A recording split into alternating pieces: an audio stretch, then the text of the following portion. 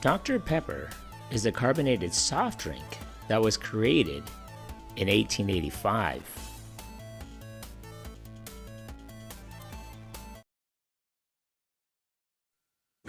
Dr. Pepper, what's the worst that could happen? Johnson? Todd Johnson? Come in. Oh! Oh! Oh, dear. Now, what seems to be the problem? Well, I hurt my little friend. Oh, right. Well, take it out of your pants, Todd. Oh, my gosh. It's swollen. I got it stuck in a keyhole. Looks like you need a Band-Aid. But I don't think I have one small enough. Well, thanks anyway, Nurse Chapman. He should be more careful where he sticks that thing.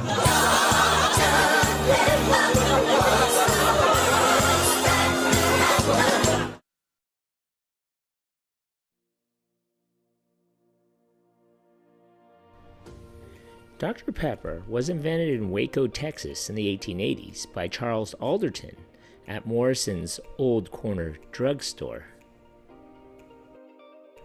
In 1885, a young pharmacist who worked for Morrison's, Charles C. Alderton, experimented on his own soft drink. He mixed phosphorescent water, fruit juice, sugar, and other ingredients to produce a new soft drink unlike any tasted before. With Morrison's approval, Alderton offered the drink to the store's customers. One of these jokingly called the concoction Dr. Pepper's drink, for Dr. Charles Pepper, the disapproving father of a woman Morrison had been courting, suggesting that Pepper might be flattered. Alderton originally tested his new drink on store owner Wade Morrison, who also found it to his liking. Patrons at Morrison's soda fountain soon learned of Alderton's new drink and began ordering a Waco. Alderton gave the formula to Morrison, who would later name it Dr. Pepper. Early advertisements for this soft drink made medical claims, stating that it aided in digestion and restores vim, vigor, and vitality. The name in the soft drink, with its tart yet sweet flavor, became popular locally, and in 1887, Morrison offered beverage chemist Robert Lazenby the opportunity to participate in the marketing and development of this new product. After sampling Dr. Pepper's drink, Lazenby agreed to go into partnership with Morrison to produce the beverage at his Circle A Ginger Ale Company, which was also located in Waco. Alderton, the drink's inventor, disassociated himself from Dr. Pepper, opting instead to turn his talents to the pharmaceutical trade. That is almost the equivalent of this guy who missed out on millions of dollars.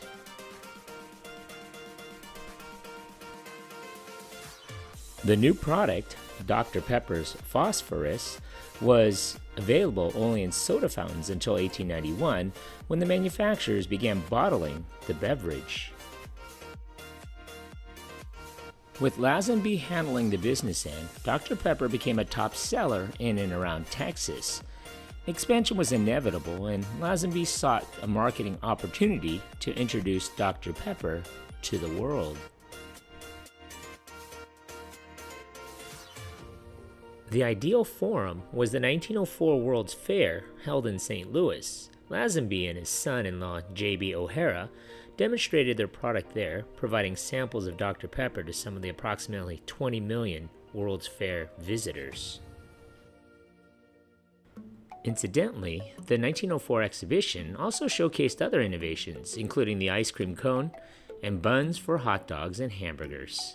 Dr. Pepper's success encouraged Lazenby and Morrison, who founded the Artisan Manufacturing Bottling Company, which would eventually be renamed Dr. Pepper Company. In the 1930s, Dr. Pepper's famous slogan, "Drink a bite to eat" at 10, 2, and 4, capitalized on the idea that one typically experienced an energy slump during those hours. A serving of Dr. Pepper would presumably provide the energy boost needed to make it through the day. The fortune of the company grew during World War II, with Dr. Pepper able to go public in 1946, while the post-war period saw the baby boom, which produced an unprecedented number of soft drink consumers. In their marketing efforts, Dr. Pepper sought to appeal to this lucrative market. Dr. Pepper, for instance, became a regular sponsor on the hit teen show American Bandstand. The formula for Dr. Pepper is a trade secret, and allegedly the recipe is kept as 2 halves in a safe deposit box in 2 separate Dallas banks. A persistent rumor since the 1930s is that the drink contains prune juice, but the official Dr. Pepper fact refutes this with Dr. Pepper is a unique blend of natural and artificial flavors. It does not contain prune juice. Nobody really knows who started this rumor, but some believe it may have been started by a delivery man for a competitor trying to cast aspersions based on prune juice's laxative effects. But it may be simply because many people feel that Dr. Pepper tastes similar to prune juice. In 1951, Dr. Pepper once sued the Coca-Cola Company for $750,000, asserting that nickel Coca-Colas were sold below cost and were a restraint of trade. Dietetic Dr. Pepper was introduced in 1962 in cans and in 1963 in bottles. Sales were slow, partly due to the public misconception that the drink was for diabetics, and in 1966, the company renamed the product Sugar-Free Dr. Pepper. The name was changed to Diet Dr. Pepper in 1987. In 1969, owing to Dr. Pepper's legal success as being determined as a non-cola soft drink, then President and CEO W.W. Foots Clements was successful in persuading the Coca-Cola Bottling Company of New York, the largest bottler and distributor of Coca-Cola in the world, to bottle and distribute Dr. Pepper in the New York metropolitan area.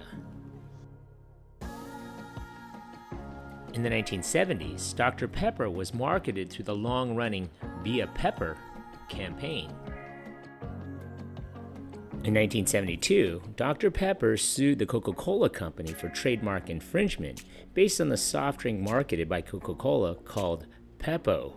Coca-Cola renamed their beverage Mr. Pibb.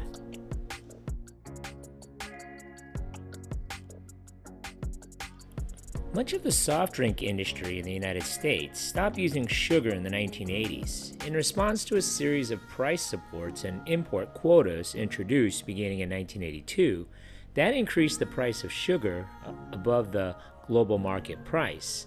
As a result, most U.S. soft drinks, including Dr. Pepper, now use high fructose corn syrup instead of sugar. Pepper-Free was first introduced to test markets in 1982 as a caffeine-free version of Diet Dr. Pepper, citing company research that indicated a need for a product to fill a niche for a health-conscious consumer. Originally introduced in only 6 states, the Pepper-Free brand lasted for only 3 years and was phased out in 1985. Caffeine-free Dr. Pepper, not to be confused with the diet version, was first released in 1983. Dr. Pepper was traded at the New York Stock Exchange until 1984, when it was taken private in a $615 million leveraged buyout by Forsman Little & Company. Some of the company's assets were stripped to pay down debt, overhead was cut, and a new promotional campaign was launched. Coca-Cola was seeking to buy Dr. Pepper. The FTC, or the Federal Trade Commission, however, blocked both proposed acquisitions for antitrust reasons. The company would join up with 7-Up to form the Dr. Pepper 7-Up Companies, Inc. on May 19, 1988. Since then, Dr. Pepper has gone on to promote over 26 different ad campaigns, numerous advertising spots featuring athletes, celebrities, been featured in movies such as Short Circuit, Forrest Gump, Transformers, and even Iron Man 2. The ads have also featured famous musicians who have endorsed the brand, as well as been featured in many iconic commercials. In the United States, Keurig Dr. Pepper does not have a complete network of bottlers and distributors, so the drink is sometimes bottled under contract by Coca-Cola or Pepsi bottlers. Dr. Pepper has released many flavors over the last 20 years, also in limited releases. Some of the most notable ones have included Dr. Pepper Red Fusion, Dr. Pepper Cherry Vanilla, Dr. Pepper Cream Soda, Dr. Pepper Cherry, Dr. Pepper Made with Real Sugar, and I'm sure you, the viewer, will continue to add your favorite version of it in the comments. Yeah, I know. I'm sure I left out some other things like the Dr. Pepper Girl, Free Dr. Pepper for Everyone campaign, but I will say if you're a super fan of this iconic drink, you might want to head out to the Dr. Pepper Museum in Waco, Texas, or maybe head out to Roanoke, Virginia on October 24th for Dr. Pepper Day. I'm just saying, if you're a true fan of the drink. So what do you remember about this iconic beverage? Leave a comment, or if you want, leave a suggestion for a future video about your favorite soft drink. Make sure you hit that like button and subscribe to this channel. Thanks for watching.